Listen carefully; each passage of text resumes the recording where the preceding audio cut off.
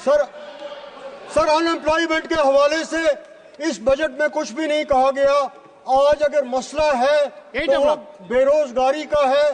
PhD करके, डॉक्टरी की डिग्री करके, इंजीनियरिंग की डिग्री करके बेरोजगारी रोज बरोज बढ़ रही है। उसके लिए इस बजट में कुछ भी नहीं कहा गया है, कोई इंडिकेट नहीं किया गया है कि बेरोजगारी को खत्म करने के लिए जो सबसे बड़ा मसला है उसके बारे में यहाँ पे कुछ नहीं कहा गया है। जीएसटी के बारे में, जीएसटी जो है उसकी वजह से आपका तमाम कारोबारी तबका वो मायूस है। उसका डायरेक्ट बोझ जो है वो गरीब आदमी पे पड़ रहा है, उससे जीएसटी को वसूल किया जा रहा है। इसलिए रिकंसिडर करने की ज़रूरत है इसको, जीएसटी के मामलात को। इसके साथ साथ जो मेडिकल कॉलेज के बारे में कहा गया, ऑनरेबल चेयरमैन, मैं आपकी नोट्स में लाना चाहता हूं, मेडिकल कॉलेज खुल रहे हैं, नए एम्स खुल रहे हैं, लेकिन इंफ्रास्ट्रक्चर कहीं भी नहीं है, स्टाफ कहीं भी नहीं है।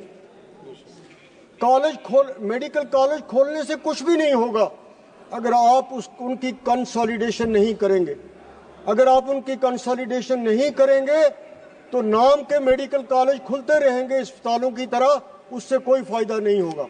मेरी कॉन्स्टिट्यूंसी में 2 मेडिकल कॉलेज 2012 में खुले थे।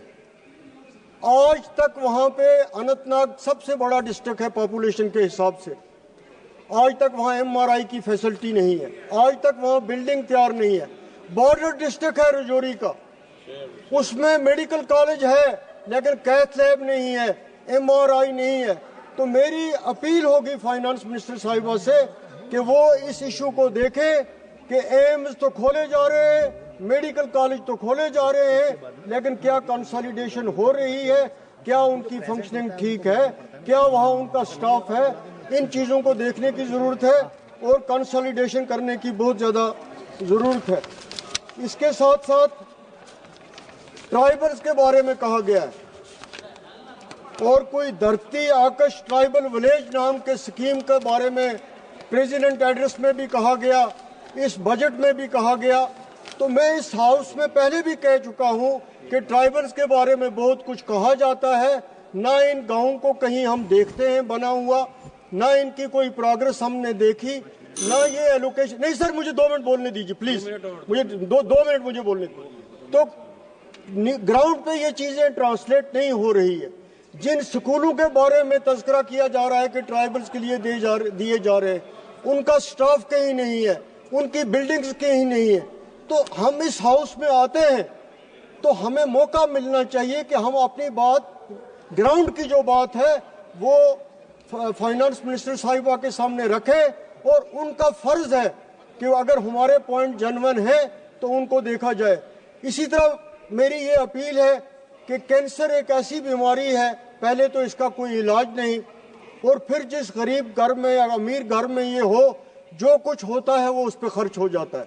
तो ज़रूरत इस बात की है कि कैंसर की दवाइयाँ मुफ्त दी जाएं। अगर मुफ्त नहीं दी जा सकती तो जो भी उस पर कस्टम ड्यूटी लगती है वो टोटली उनको फ्री किया जाए, और जितना मुमकिन पॉसिबल हो उतना उनके ट्रीटमेंट को आसान करने की कोशिश की जाए। इस बार बाजेट में एक मिनट सुनिए, आप बाजेट देखा होगा, बाजेट में वो सब विषय इंक्लूजन किया गया, उसका वेलकम करते हैं सर, आप वेलकम कीजिए। हम वन डे केयर की बात इन्होंने की, उसका वेलकम करते हैं। पीएमओ ऑफिस से जो हम रिकमेंड करते हैं एज एमपी केस, वो जल्दी उनकी सोल्यूशन हो जाती है, हम उसके लिए भी मशकूर हैं।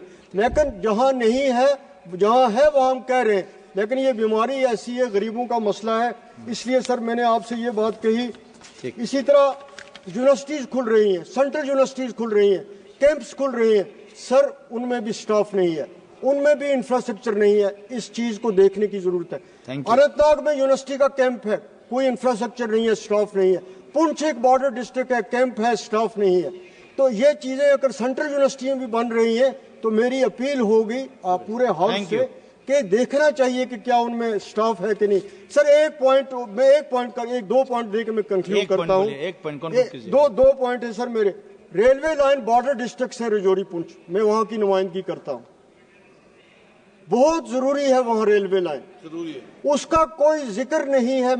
मेरी ये अपील है कि उसको इस बजट में उसके बारे में कोई ना कोई एलोकेशन जो है उन बॉर्डर डिस्ट्रिक्ट्स में रेलवे को पहुंचाने के लिए की जाए। इसी तरह प्राइम मिनिस्टर साहब ने जो रिलीफ पैकेज दिया था पाक ऑक्यूपाइड जम्मू कश्मीर के लोगों को, 2017 में ये रिलीफ दिया गया था, 2015 में उसके पूरी उस अमाउंट की डिस्बर्समेंट नहीं हुई है, पूरे लोगों तक वो पहुंचा नहीं है। खास तौर पे मेरा जो डिस्ट्रिक्ट है, मेरी कॉन्स्टिट्यूंसी का एक बॉर्डर डिस्ट्रिक्ट है पुंछ डिस्ट्रिक्ट, वहाँ के गरीब लोग हैं POJK के आए हुए, उन तक अभी ये रिलीफ नहीं पहुंचा है। ये रिलीफ जो है उन तक पहुंचने की जरूरत है। धन्यवाद जी।